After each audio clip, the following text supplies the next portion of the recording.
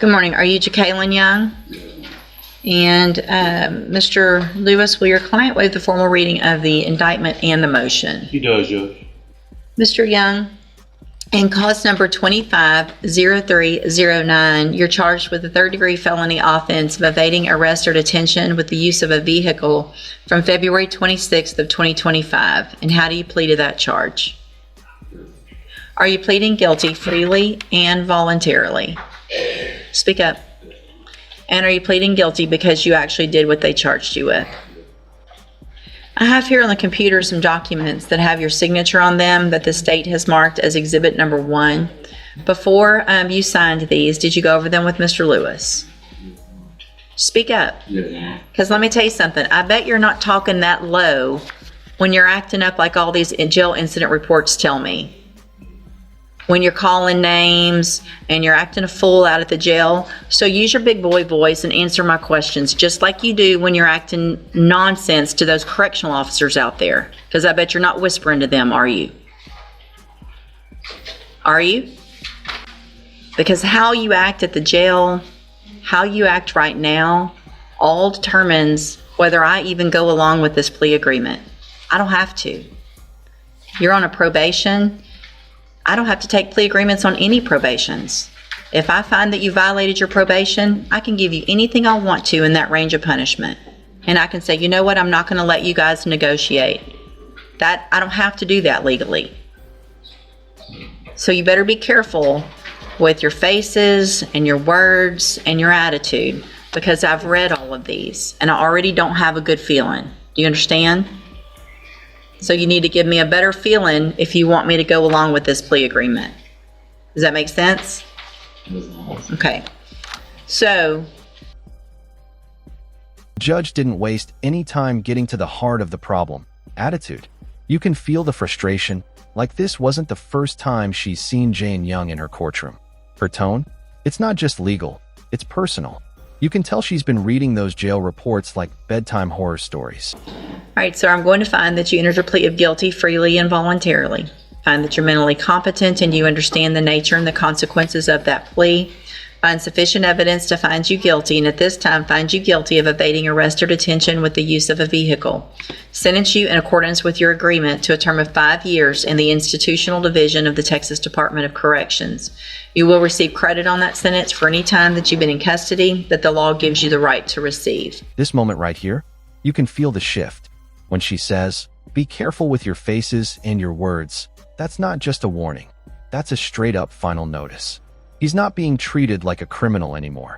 He's being treated like someone who's already wasted too many chances. So this shows that you were placed on probation August 29th of 2022 for evading with a vehicle, and that was a 10-year sentence in prison that was probated for 5 years. Is that correct? And the state's elected to proceed on counts 1, 2, and 13. Count 1 alleges that you failed to report as directed to the probation department on October 2nd of 2024. And is that true or not true? True. Count 2 alleges that you failed to work faithfully at suitable employment and provide verification of that. And is that true or not true? And then count 13 alleges that you were arrested for the offense of evading arrest or detention with the use of a vehicle February 26th of 2025. And is that true or not true? 3 counts, 3 chances, and 0 growth. This guy was gifted a 10-year sentence probation. You'd think that would have been a wake-up call. Instead, he ghosted probation check-ins, dodged work, and racked up more charges. At some point, the system runs out of grace. What I'm looking at, just so that you know, I'm trying to go back and find which administrative hearing talks about the allegation of his behavior to, it looks like there was something that happened with probation, one of the allegations. So I want to see a little more about that. That coupled with what's been going on in our jail may or may not affect my same thing. It's the same thing. You did the same thing to your probation officer that you're doing in the jail. Do you really think that your probation officer is going to go on a date with you? Do you really think that a correctional officer is going to go, yeah, when you get out of jail, you're the guy I want to date? You got in trouble for saying and talking like that to your probation officer, and now you're doing it when you're in jail. Cursed loudly about the work you had to do for your community service, calling it slavery. You think community service is slavery? Nah, this was wild. You're hitting on your probation officer? Talking about dating correctional staff like it's Tinder in there? Bro, this ain't no love connection. It's a courtroom. And the community service is slavery. Line? That's not edgy. That's embarrassing. You're not a freedom fighter. You're a repeat offender. Taken 5 on the MTRP. I've already taken 5 on the other. Y'all can renegotiate or you can let me do it. So I'll hold everything right now. Y'all go visit some more, but that's the same behavior. We're not gonna reward that. All right, y'all go visit. I'll hold it instead of resetting it. I'll keep this paperwork, but I can make a modification if you come up with something different. But I'm not gonna do that. This is the exact moment the judge draws the line. She kills the deal and says, I'm not taking 5 on the MTP. That's justice with a backbone. You can see the defense squirm, but the judge isn't bending for behavior like that.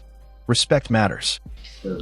And in that case, which is the motion to revoke probation, Mr. Young had entered pleas of true to counts 1, 2, and 13. There was an agreement for 5 years in the institutional division, which I said I would not accept. Have you guys had an opportunity to visit? We have, Judge. And what is the new agreement is 8 years TDC. All right, I'll take that. And Mr. Nichols, that's your agreement as well? Yes, Your Honor. All right, Mr. Young, again, I have some documents here, like the other case, that have your signature on them that the state's marked as Exhibit Number 1. And before you signed these, did you go over them with Mr. Lewis? Speak up. And do you fully understand them also? Yes. And I have made the notation with everyone's agreement on the agreed punishment recommendation page that's changed from 5 to the 8. Yes, ma'am. Yes, Your Honor. Thank you. All right. State tenders number 1 in that case? No objection. It's admitted. And so, Mr. Young, I'm going to find that you entered your pleas of true to counts 1, 2, and 13 freely and voluntarily. Find those counts true. Find sufficient evidence to revoke your probation, and at this time, revoke your probation. Reassess your punishment in accordance with this agreement to a term of 8 years in the institutional division of the Texas Department of Corrections. You will receive credit on that sentence for any time that you've been 8 years. That's the cost of wasted chances. You could see it coming. The judge wanted to work with him earlier, but he kept fumbling. This isn't just punishment, it's a statement. Act right or get sat down. For real. I'm handing you in each of those cases the trial court certifications that shows that these were agreements that I followed, and so you've waived your right to appeal. I have also handed you a written admonishment regarding your ineligibility to possess a firearm or ammunition. When you were here back in 2022, we went over the fact that you're not supposed to possess a firearm in Texas, correct? Yes. Okay. It can still go worse. I mean, I got 2 more years. It's not funny. It's not funny to you, but I know you're upset about all this, but the only person you should be upset with is yourself, you know? So anyway, because of the judgment entered against you, you're not allowed to possess a firearm in Texas. I've handed you that admonishment. Be sure and read it again. We already went over it before. That moment when the judge hands him the firearm admonishment, that's the nail in the coffin. He says it could have been worse. And yeah, it could have. But maybe, just maybe, this 8-year hit might finally wake him up.